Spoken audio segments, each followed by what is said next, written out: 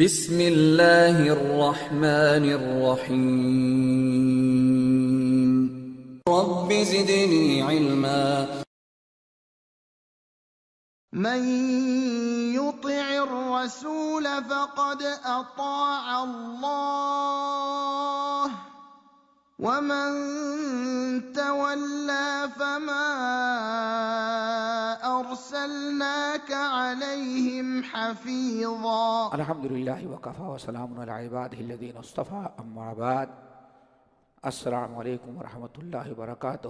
ناظرین، منزلۃ السنہ، سنت کا مقام مرتبہ لے کر کے پھر ہم آپ کی خدمت میں حاضر ہوئے ہیں، اور آج انشاءاللہ جس نقطے پر ہم گفتگو کریں گے وہ یہ ہے کہ جس طرح سے قرآن کی تلاوت، قرآن کا سیکھنا سکھانا ضروری ہے، اتنا ہی حدیث کا سیکھنا سکھانا بھی ضروری ہے تاکہ انسان اچھی طرح سے قرآن پر عمل کر سکے اور صحیح معنوں میں اللہ اس کے رسول کی اطاعت کو بجا لائے. اللہ رب العالمین نے نبی علیہ السلام کے متعلق ارشاد فرمایا: اعوذ باللہ من الشیطان الرجیم، بسم اللہ الرحمن الرحیم. هو الذی بعث فی الامیین رسولا منہم یتلو علیہم آیاتہ ویزکیہم ویعلمہم الکتاب والحکمہ وَإِن كَانُوا مِن قَبْلُ لَفِي ضَلَالٍ مُبِينٍ. یہ 28ویں پارے سورہ جمعہ کی آیت ہے، جس کا ترجمہ یہ ہوتا ہے کہ هُوَ الَّذِي بَعَثَ فِي الْأُمِّيِّينَ رَسُولًا، اللہ ہی کی ذات ہے جس نے ان ان پڑھوں امیوں میں رسول بھیجا، انہی کے قوم کے ایک شخص کو، یعنی قریش مکہ ہی کے ایک میں پیدا ہونے والے بسنے والے انہی کے قوم سے محمد صلی اللہ علیہ وسلم کو اللہ تعالیٰ نے رسول اور پیغمبر بنا کر کے بھیجا. اور نبی جو ہیں ان کی 4 ذمہ داریاں اللہ تعالیٰ نے بیان کی ہیں. انہی چاروں ذمہ داریوں کو آج سمجھنا ہے. اللہ نے ارشاد فرمایا پہلی ذمہ داری تو ہمارے نبی کی ہوگی یتلو علیہم آیاتہ، ہمارے نبی ہماری آیات پڑھ کر کے ان کو سنائیں گے، ہماری آیات کی تلاوت کر کے ان کو بتائیں گے. نمبر 2 وَيُزَكِّيهِمْ، ہمارے نبی ان کو پاک کریں گے. نمبر 3 وَيُعَلِّمُهُمُ الْكِتَابَ، ہمارے نبی ان کو کتاب کی تعلیم دیں گے. نمبر 4 وَالْحِكْمَةِ، حکمت کی ان کو تعلیم دیں گے. قرآن پاک میں حکمت کا لفظ جہاں جہاں بھی آیا ہوا ہے، محدثین اور مفسرین اور سلف، خاص طور سے امام شافعی رحمۃ اللہ علیہ نے اپنی مشہور کتاب الرسالہ میں بڑے اقوال اور دلائل جمع کیے ہیں کہ سب کا یہی اتفاق ہے، ہر وہ آیت قرآن کی جہاں اللہ تعالیٰ نے کتاب کے ساتھ حکمت کا تذکرہ کیا ہے وہاں حدیث مراد ہے. تو اب نتیجہ کیا نکلے گا؟ اللہ کے نبی علیہ السلام کی 4 ذمہ داری اللہ تعالیٰ نے دنیا میں مقرر کی تھی. یا 4 چیزوں کے مکلف اللہ تعالیٰ نے رسول اللہ کو بنایا تھا. سب سے پہلی چیز کیا ہے؟ یتلو علیہم آیاتہ، اللہ کی آیات پڑھ کر کے علیہم، اللہ کی آیات پڑھ کر کے ان کو سنائیں گے، یعنی امیوں کو سنائیں گے، امتیوں کو سنائیں گے. تلاوت کرنا. نمبر 3 وَيُزَكِّيهِمْ، ہمارے نبی ان کو بداخلاقی سے، کفر سے، شرک سے، غلاظت سے، برائیوں سے پاک و صاف کریں گے. نمبر 3 وَيُعَلِّمُهُمُ الْكِتَابَ وَالْحِكْمَةِ، ان کو کتاب اور حکمت دونوں کی تعلیم دیں گے. یہ 4 ذمہ داریوں پر آپ ذرا غور کریں. پہلی ذمہ داری ہے یتلو علیہم آیاتہ، ہمارے نبی آیات پڑھ کر کے ان کو سنائیں گے. قرآن پاک کی جو آیات ہیں، قرآن پاک کی جو آیات ہیں وہ 2 طرح کی ہیں. یہی آپ حضرات سمجھیں. پہلے ناظرین، پورے قرآن پاک کی جو آیات ہیں وہ 2 قسم کی ہیں. ایک آیات ہیں آیات کونیہ، یہ آیات عبرت اور نصیحت، قرآن پاک کی جو آیات ہیں ان کی پہلی قسم تو یہ ہے کہ اس کے اندر اللہ تعالیٰ نے اپنی کوئی نشانی، کوئی قدرت بیان کی ہو، جیسے ان فی خلق السماوات والارض واختلاف اللیل والنہار لآیات لأولی الالباب ہے۔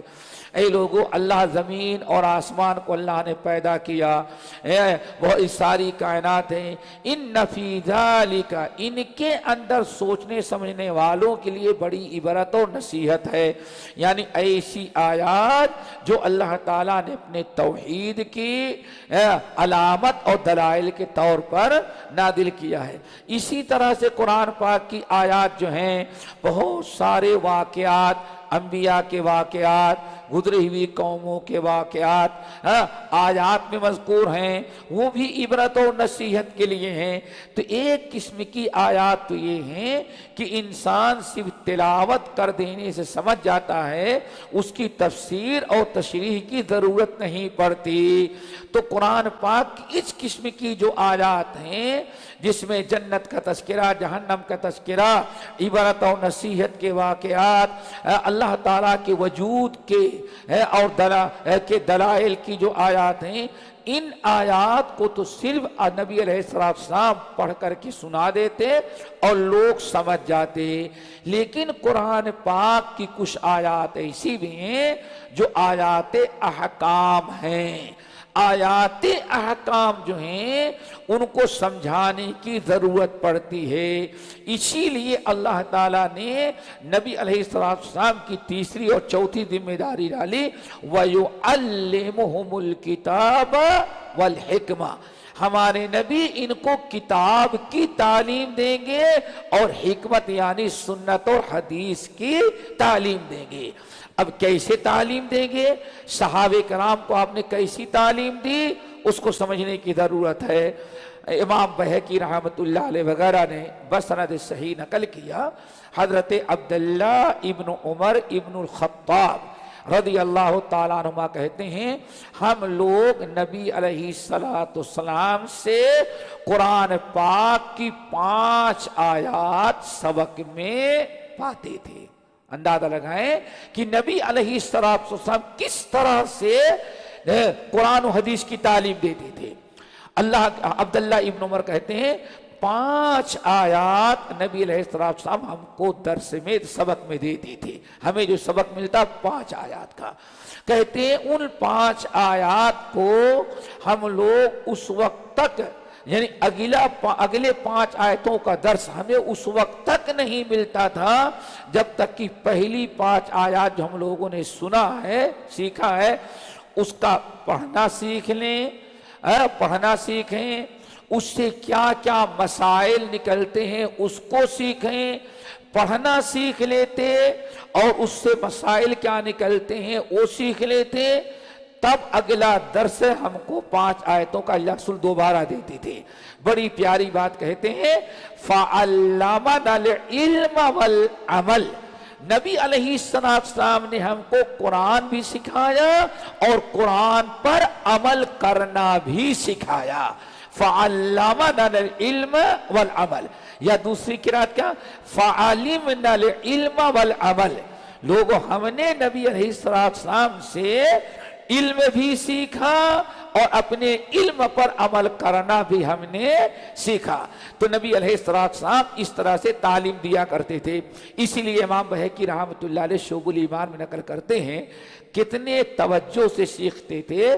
حضرت عبداللہ ابن عمر ابن الخطاب کہتے ہیں صرف سورۃ البقرہ سیکھنے میں ہمیں 10 سال لگ گئے ہیں، صرف سورۃ البقرہ سیکھنے میں 10 سال، اور سیکھا کس سے؟ اللہ کے رسول سے۔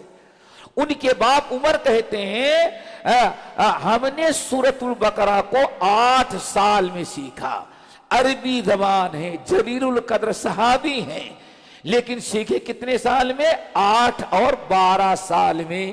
اب وہ کیا چیز تھی جو سیکھنے پڑتی تھی؟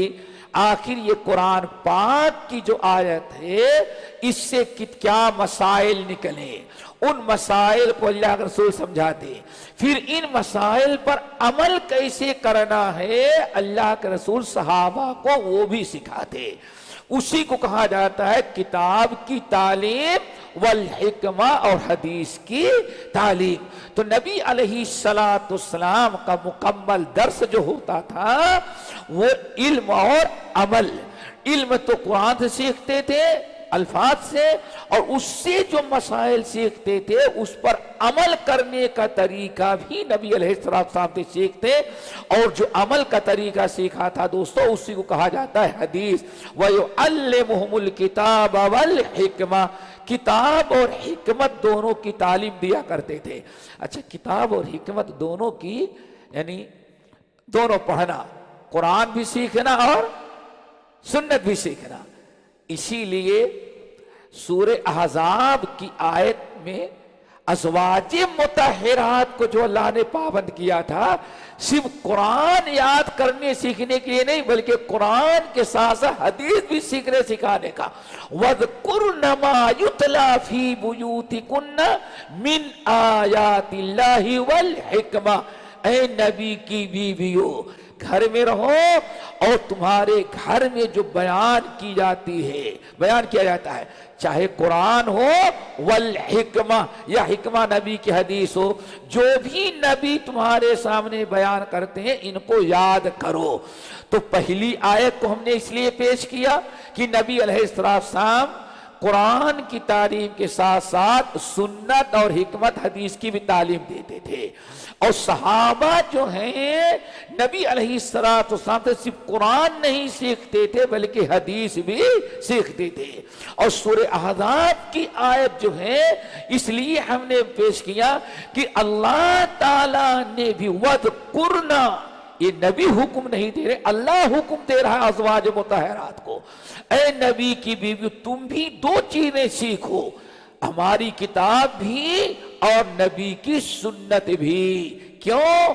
انسان اگر صرف قرآن سیکھے گا تو قرآن پر عمل نہیں کر سکتا، اسے قرآن کے ساتھ ساتھ حدیث کا بھی سیکھنا اور پڑھنا ضروری ہے. ہم اپنے ان ناظرین سے گزارش کرتے ہیں جو صرف قرآن سیکھتے ہیں لیکن حدیث کی طرف توجہ نہیں کرتے، یہ اللہ کے بیان کردہ رسول کے خلاف ہے، نبی کی تعلیمات اور تربیت کے خلاف ہے. اور سلف جو اسوہ اور قدوہ ہمارے ہیں، صحابہ اور تابعین، ان کے منہج کے خلاف ہے. اللہ کا حکم، نبی کا طریقہ اور سلف کا منہج یہ ہے کہ جتنی توجہ قرآن سیکھنے پر دی جائے اور جتنا شوق ہو اتنا ہی زیادہ نبی کی سنت سیکھنے کا بھی توجہ دی جائے اور اتنا ہی زیادہ ہمارے دلوں میں شوق و جذبہ ہو. اور ہر مسلمان کے لیے ضروری ہے کہ اپنے بچے کو جیسے قرآن کے تعلیم دینے کا جذبہ رکھتا ہے ایسے ہی سنت اور حدیث کے بھی تعلیم دینے کا شوق و جذبہ رکھے. اور ایک بات تو اگر توجہ غور کی جائے تو یہ تو ایسی چیز ہے کہ ابراہیم خلیل اللہ نے بنائے کعبہ کے بعد جو دعا مانگی تو ربنا وابعث فیہم رسولا منہم یتلو علیہم آیاتک ویزکیہم ویعلمہم الکتاب والحکمہ. اے اللہ، ہم نے خانہ کعبہ تعمیر کیا، یہاں اپنے بیٹے اسماعیل اور اپنی بیوی حاجرہ کو آباد کیا. اللہ ان کی نسل میں آگے ایک نبی بھیجنا جو 4 ذمہ داریاں لے کر کے آئے.